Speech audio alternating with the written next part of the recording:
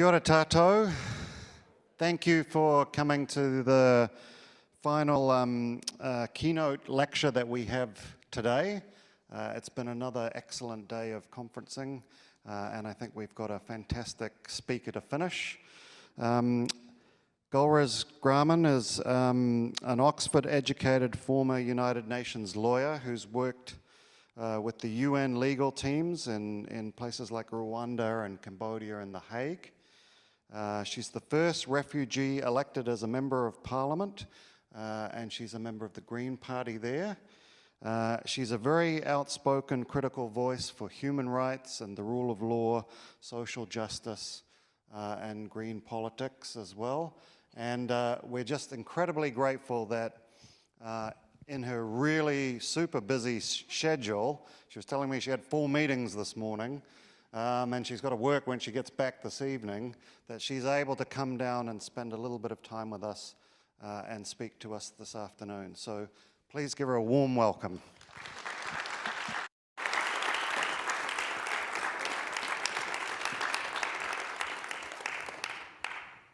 Inga mana, inga reo, inga karangatanga maha, tēnā koutou katoa. Thank you for having me.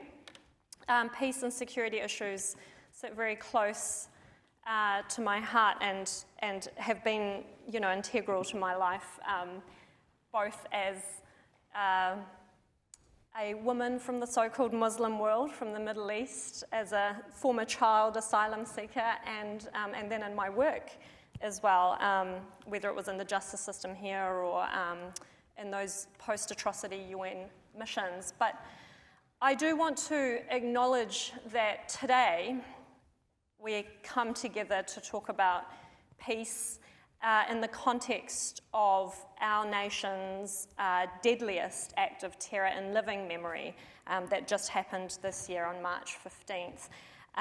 We come together in the context of the horrifying rise of extremism all over the world, including the likes of ISIS, but also white nationalism that we are now increasingly recognizing as a deadly threat. We come together in the context of the now 8-year Syrian war. We know that New Zealanders have travelled from here to join that war and have contributed to the harm, to the atrocities there. We're grappling with that. So we know that we have a responsibility. We also come together in the context of decades of dehumanizing, harmful, prejudice-filled rhetoric of the so-called war on terror, trumpeted by the likes of George Bush and Tony Blair, well before them, but certainly in my lifetime, in that post-9/11 context, to justify unlawful wars that, again, New Zealand did join. Wars that were, and still wage on for profit, by weapons manufacturers who we buy from, whose expos we host here in Aotearoa. That rhetoric that villainizes people from the part of the world that I emanate from, that justifies Australia's illegal torture prison camps on Manus and Nauru, militarising our Pacific neighbourhood.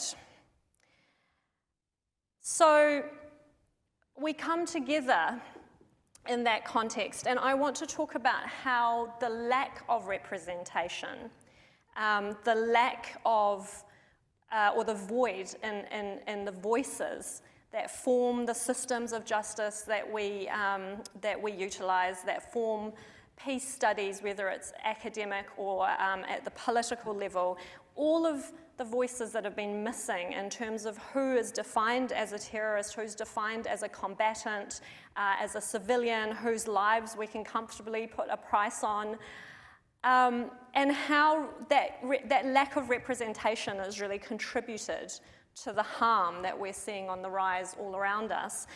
And I want the centre to be cognizant of that in terms of who is asked to speak, who is asked to work, who is asked to be on the boards.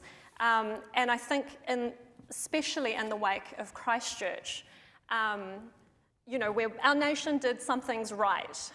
We came together with love for the victims, and I don't think any of us will ever forget that sense of unity as we kind of wrapped our arms around that community and all of the affected communities. We called it terror from the first day, and that was the right thing to do. We knew from the first day that our gun laws were going to change. But what was scary to some of us in those affected communities is that we also heard in that very immediate aftermath over and over again, this is not us.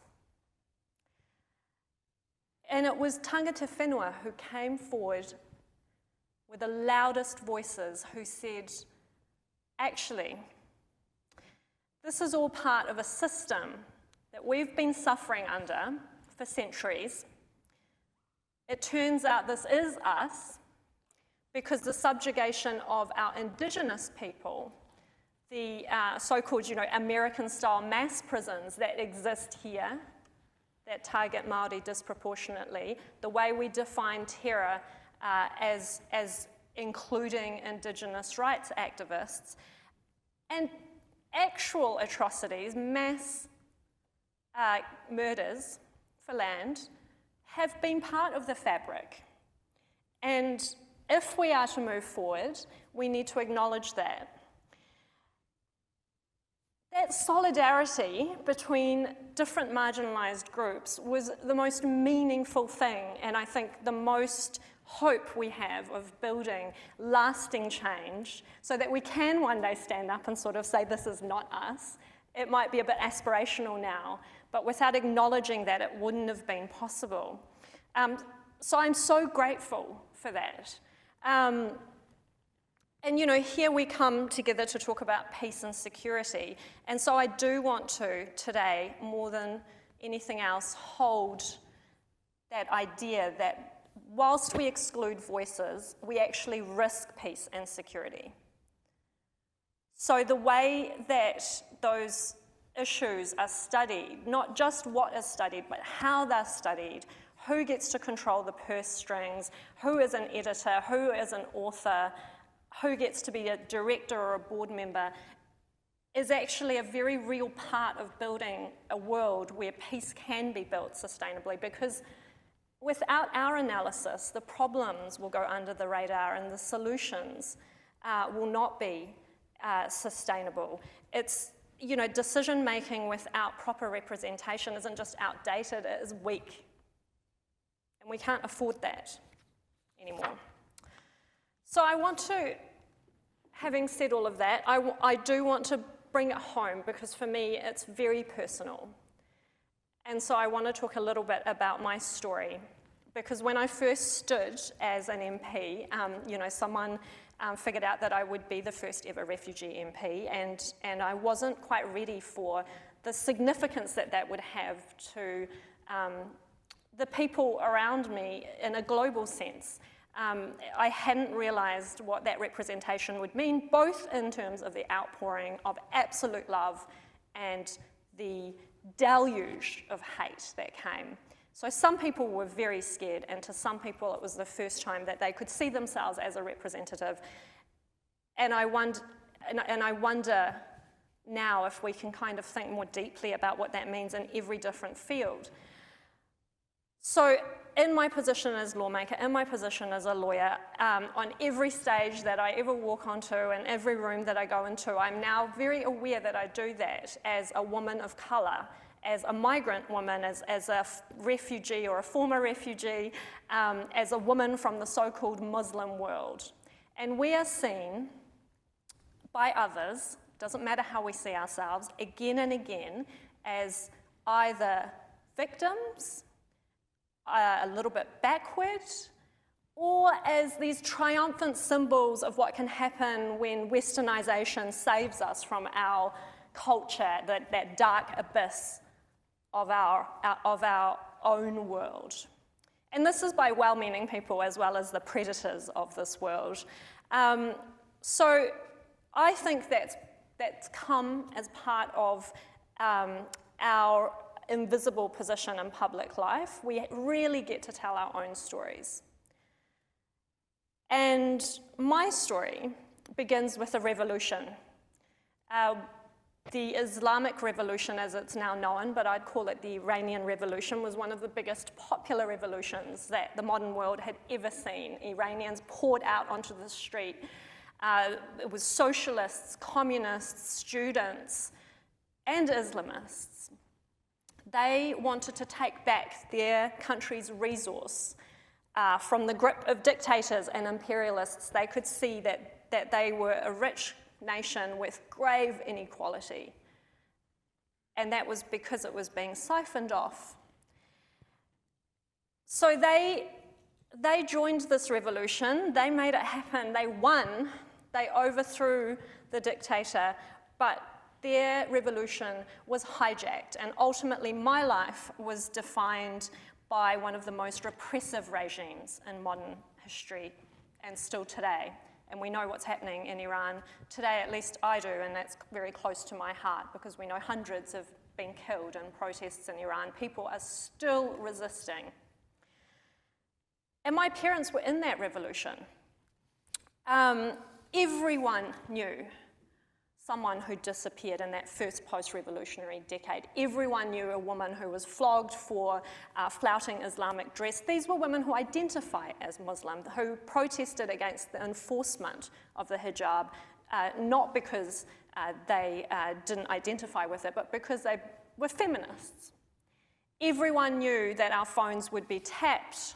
Everyone knew someone who escaped finally and became a refugee, and that we would never see them again. And we have never been back again.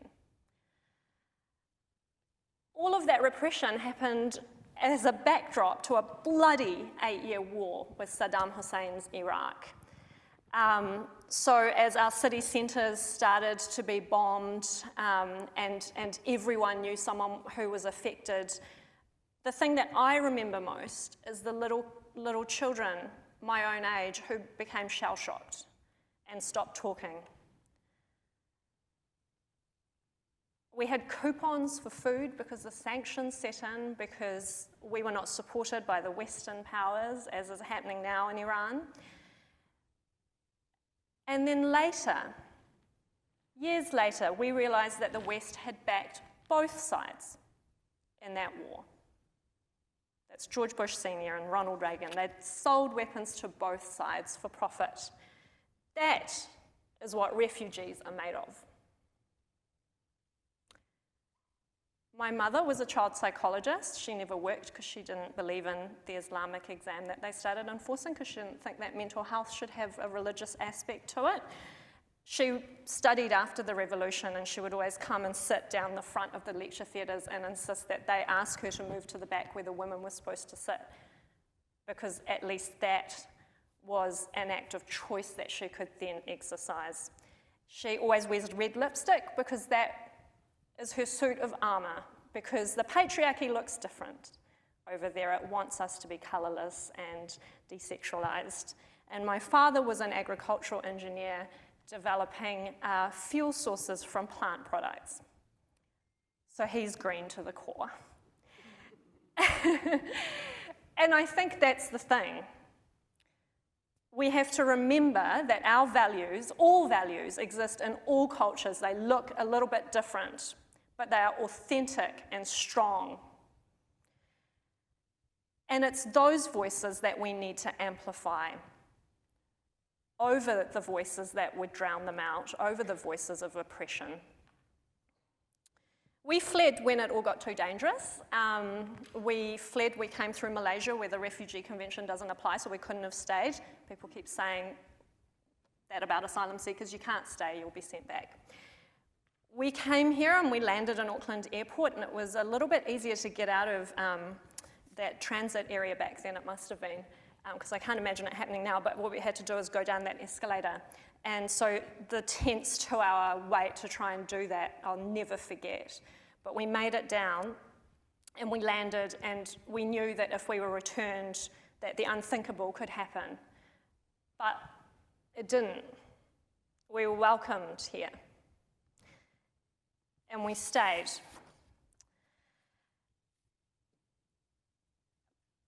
But in my maiden speech, as I stood there as the first ever refugee MP in New Zealand, as I thanked everyone who had supported me, and I thanked this nation, and I talked about patriotism, being a love for the country, such that you do criticise its government. I had to acknowledge also everyone who tells me every day, over and over again, that I don't belong here, that I should have been left to die, that it's time, and this is in my maiden speech in 2017, it's time for us to load our guns.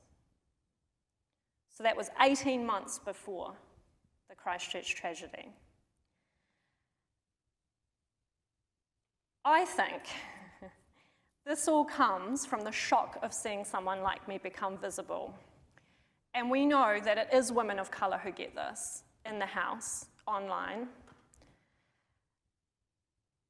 And the other thing that I said in my maiden speech that was actually quoted in the quote cards for this event was that we need to work together across marginalised groups, that migrants and refugees, Pasifika people, tangata whenua need to come together because we have so much more in terms of our experiences right now and in terms of what we've suffered, in terms of being alienated from our land and our resource and our language, so much that unites us, far more than that which would divide us. And I think holding that and telling our stories is kind of the way that we can do peace studies far more effectively. And that kind of idea of who's missing and who's inside the room and who gets to define what peace and war look like has kind of jumped out at me in different types of contexts through my work. So I wanted to talk a little bit about that, and I think it just becomes so crystal clear when you're kind of looking at equality as the lens, and you see that the system is about the supremacy of a certain demographic. In the justice system, we know that New Zealand is per capita the highest prison population, and we know that Māori are far disproportionately the victims of that. And after Christchurch, we learnt that the Islamic Council, the Islamic Women's Council, had been reporting hate crimes and extremism online and in life to the police over and over again and being ignored. So there is a system of who is seen as a criminal and who is not seen as a criminal, who is a victim and who isn't a victim. And when we look at national security, we know who is being spied on and who wasn't. We know that the Muslim community, and I definitely knew that working in the district courts, because the SIS will turn up with secret information to oppose bail sometimes. The Muslim community were being spied on. But we also know that Indigenous activists here in New Zealand have been defined as terrorists and have been surveilled and have been repressed, have been searched, whilst we didn't invest resource in law enforcement or national security, any kind of surveillance, it seems like, into white nationalism. So that system is what needs changing, but we need to be at the table designing it because those definitions need to change. In terms of what inclusion and systemic exclusion looked like in the international criminal arena, the void was vast and it was completely invisible to the people working in it because there was no one else. And I do think it was meaningful for me to stand up in those courtrooms as sort of a former victim of repression by a government, because that's what we were doing. This is a system that sits sort of in this lofty heights that's meant to stop atrocity. It's meant to individualise blame so that groups don't continue to blame each other. It's supposed to bring people to trials in a transparent and fair system so that it leaves behind a record of the rule of law and human rights. But what was missing were women, with certainly Indigenous people, and certainly anyone from any victim community. in those ad hoc courts. Who had designed those courts? And the thing that I was most involved with was in terms of the inclusion of women. And that work was exciting for those courts. So this is the Rwanda Tribunal, the Yugoslavia Tribunal, and then the Khmer Rouge Tribunal in Cambodia. And to take that last example, you know, we were constantly celebrating the fact that the law that had been made by the other UN tribunals now applied, and it included sexual violence and gender-based violence in the definitions of genocide and crimes against humanity and war crimes. So, you know, from sterilization, forced impregnation to rape, these now formed the definition of crimes. It took until the late 1990s for us to get there. But we did, and it was great. But when we talked about how to include women's perspectives into international justice, that's all we talked about. Except women experience the range of international crimes as we experience all of life in terms of policy making in any other area. So, you know, women often have the care of children, so they experience every other type of attack differently. They can't move as fast. They're not as resourced because they generally aren't. They don't have as much to eat because they're sharing it with children. They are not combatants, so they don't have guns. So what we needed to talk about is how to prioritize women as witnesses, as lawyers, as interpreters, as judges in every different part of the justice institutions. And when we talk about peace and security here now, and I sit on the Foreign Affairs Committee, and I've started to force these briefings on the Security Council's resolution that obliges New Zealand to strengthen women's engagement in peace and security issues, and we keep getting the same thing. You know, we're in the Pacific, we're helping to, you know, target sexual violence and domestic violence, and, you know, you say, you know, what are you trying to bring up more female police officers and judges? And no, that's not it. We're just going in there and saying that sexual violence is bad. Are we empowering women to be better engaged in the rest of society and commerce and other leadership roles? We don't see that as being part of strengthening women's engagement, apparently. But that ghettoizes our input. And it's the same exact thing that happens when we talk about engaging any other demographic. What are Māori issues? You know, how is a cisgendered, straight, able-bodied white man going to decide what affects a disabled woman of colour in terms of policy? Well, she's experiencing it all. She's experiencing housing as much as she's experiencing roads, as much as she's experiencing domestic and sexual violence.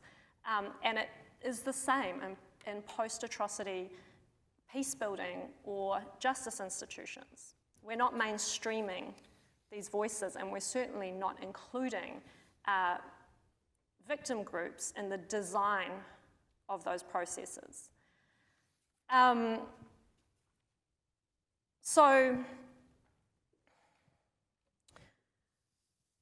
So that brings me, in terms of my experiences and my work, to Parliament.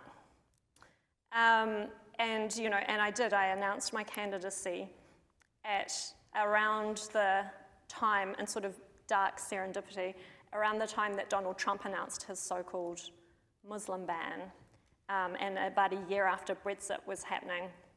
So openly, as part of international discourse in some of the world's, you know, greatest democracies in the English-speaking first world, people were openly talking about excluding people that look like me and come from the same background. And that reaction, as I say, wasn't surprising, and I think in the wake of Christchurch, people have said from those communities that, well, you know, of course people hate us, of course there's hate crimes, of course that prejudice exists. It was the scale that was horrifying to us. And I think with the kinds of attacks that I've spoken about, it was the scale that was horrifying to me, and it was the fact that they were talking about gun violence. But we find it hard, I think, in New Zealand to let that set in, that we are part of a globe where this kind of violence, this kind of prejudice is on the rise, And we have always been part of that globe because it is part of a system of who is excluded and who is included and who deserves to be shut down if they get a few extra rights or whatever people imagine that we're getting. So 18 months after speaking out about getting threats of gun violence because of my position as someone who's perceived to be Muslim, 51 people were shot to death by a man who hated refugees, who was really scared of the UN Migration Compact, a non-binding agreement to cooperate on designing immigration solutions, and who believed that Muslims deserve slaughter. The threats became worse after the attack for all of us in those communities. The hate became more intense. And that was because we were becoming more visible. People were talking to us. Our immediate response as a nation was to change our gun laws, and again, that was necessary, and it was done by consensus in the House. And we wrapped our arms around those victims. This city, the city of Dunedin, ran out of flowers on March 16th because the flowers were all at the mosques.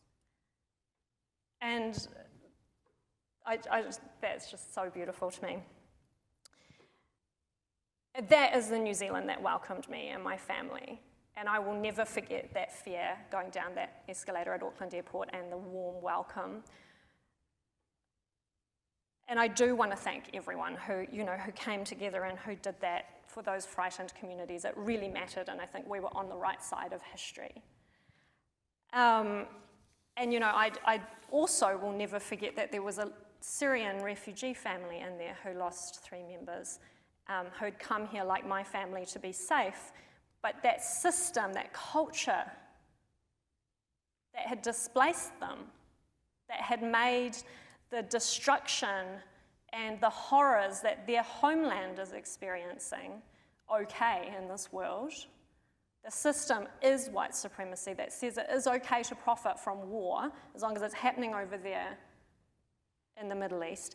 That same culture, that same system found them here. So we owe those victims the truth. And the truth is that this was a system. We have a responsibility to face that, to face our own history here, and to say it, that it was terrorism, and we need to prioritize that. We need to prioritize white nationalist terror as a national security issue. The rest of our response has to be enduring.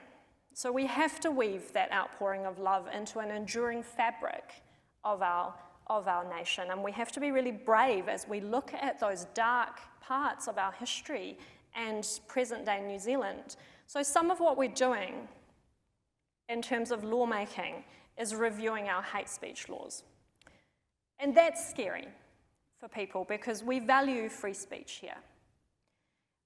What we have to do is we have to stop and realize that hate speech, the kind of speech that is defined as inciting hostility toward a certain group because they are that group, is actually damaging to free speech because it's aimed at silencing a group. It's aimed at excluding them, keeping them fearful, and riling that division rather than encouraging discourse and an exchange of ideas, which free speech is really about. So we're looking at that definition. We're looking at the definition of hate crimes because we don't have one. There's no way in New Zealand of reporting a hate crime as a hate crime. It's just assault or property damage or whatever it is. The police would really like to be able to have the capacity to actually notice that stuff and write it down and charge it. We are reviewing our terror laws because our definition currently has been applied to include Indigenous rights activists, and it has been known to allow for a type of definition where we look at it and we look at someone like Ahmed Zawi, and I don't know how many people remember that case, but it was huge to me when it happened, because I was working at Amnesty International, but we found out with the Zowie case that actually we can hold someone without charge or trial based on our national security interests being at threat, not just that they're a terrorist, but it could include our economic interests. And so, you know, in the post 9/11 world, America wanted us to do that for certain, you know, citizens of certain Arab nations, and we did that for Interpol, and we did put a price on a human life, or at least his liberty, for 2 years in solitary confinement. So those are the types of reviews that we're doing, but we need to look at all of our laws. We provide for offshore detention of asylum seekers here in New Zealand exactly like Australia. We have that law. It was passed in the dead of night under John Key's, I think, second administration, and no one noticed. But when we say that there's something wrong with someone approaching the border to claim asylum, which is a fundamental human right, that comes from a value system. It comes from somewhere. And I think that place is the idea that these hordes of people are coming, that they're undesirable, that they're undeserving. They don't deserve to be free from torture. They don't deserve to be free from persecution. They don't deserve to be free from war. Because it is actually lawful. And we've made extra law to allow us to detain them indefinitely. Who are we imagining is coming? It's exactly the same as Australia's law. So if we're going to commit to changing, and if we're going to commit to saying things like this is not us, we have to look at all of our systems and all of our laws and sort of open up and make space for those really uncomfortable conversations. I recently had the privilege of meeting Golriz Ghahraman, a refugee that came off of Manus Island after 6.5 years. He is a Kurdish Iranian, as I am. And in speaking with him, one of the first things he said to me is, because we're around the same age, and he said, do you know what they call us? They call us the scorched generation, because we're the first generation of Iranians who never saw freedom. And I didn't know that, because I didn't have to grow up in that, but he did.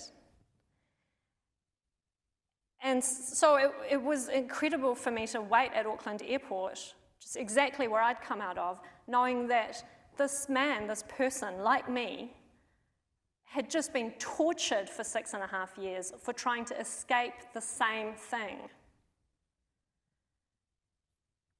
But Golriz is known, or more known than most refugees, because he became the voice and the face of the torture on Manus Island, and stood for change of that policy. But before he did that, he was a journalist in Iran, a Kurdish freedom fighter and a journalist, and a writer, an author.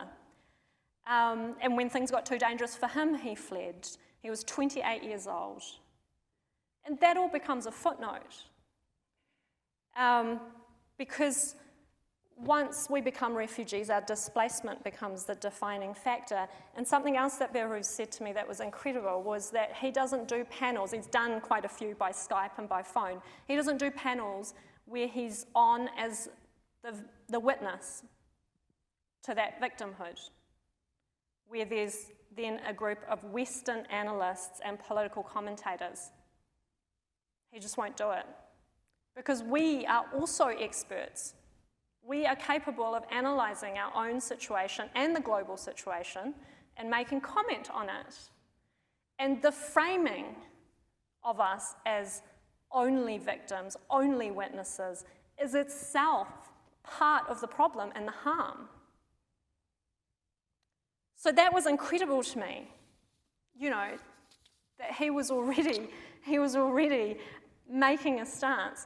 But for our stance to be successful, if we're doing it as marginalised people, if we're trying to change the system, others have to make space. And that's uncomfortable. They have to make space on the boards and the directorships, as authors, as editors, as funders for us to make those decisions, because we are capable, and without us, the decisions are not going to be good and they're not going to be lasting. In fact, if we're talking about it in the context of peace building, they can be damaging and they can cause very real harm, including another atrocity. Thank you.